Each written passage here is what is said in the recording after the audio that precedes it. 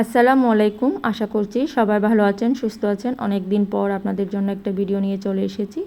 আশা করছি আজকের ভিডিওটি আপনাদের ভালো লাগবে, আর ভালো লাগলে আমার পেজটাকে একটু ফলো করে দিয়ে যাবেন, আর এই ভিডিওতে ছোট্ট একটা লাইক দিয়ে যাবেন। তো আজকে বাচ্চাদের জন্য বাসায় পিৎজা তৈরি করতেছি।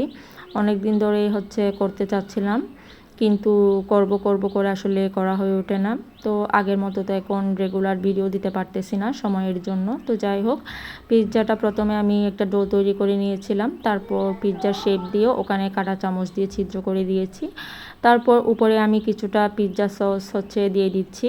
তো এটা আমি বাসায় তৈরি করে রেখেছিলাম, আর এটার একটা ছোট্ট ভিডিও কিন্তু আমি দিয়েছি, চাইলে আপনারা দেখে নিতে পারেন। তারপর এখানে পিৎজা সসটা আমি সব জায়গায় দেওয়ার পর উপরে কিছুটা চিজ দিয়ে দিচ্ছি। এই চিজটাও আমি হোমমেড তৈরি করেছিলাম।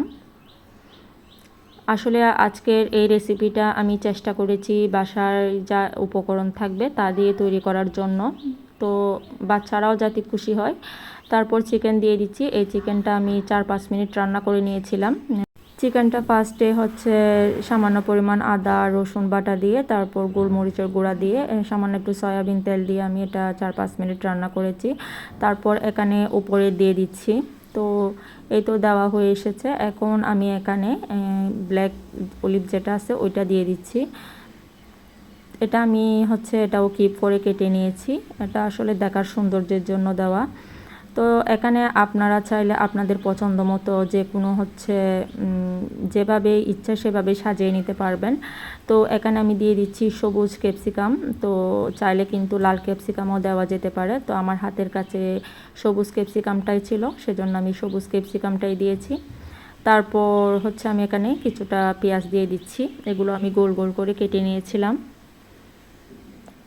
পিৎজাটা সচরাচর যেরকম করা হয় ওভাবে করার চেষ্টা করেছি। তো পিৎজাটা কিন্তু আমি ফার্স্ট ট্রাই করেছি, আলহামদুলিল্লাহ প্রথমবারে মাশাআল্লাহ অনেক ভালো হয়েছে। তো উপরে আরও বেশ কিছুটা পরিমাণ চিজ দিয়ে দিচ্ছি।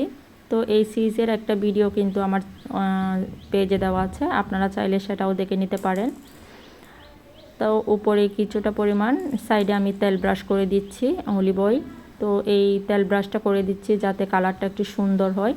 আপনারাও চাইলে খুব সহজে আসলে বাসায় পিৎজা তৈরি করে নিতে পারবেন। পিৎজার অথেন্টিক একটা ফ্লেভার আছে, ওইটা আনার জন্য আমি এখানে দিয়ে দিচ্ছি পিৎজার মেন ইনগ্রেডিয়েন্টস অরিগানো। তো এখানে হাফ চামচের মতো অরিগানো আমি দিয়ে দিচ্ছি।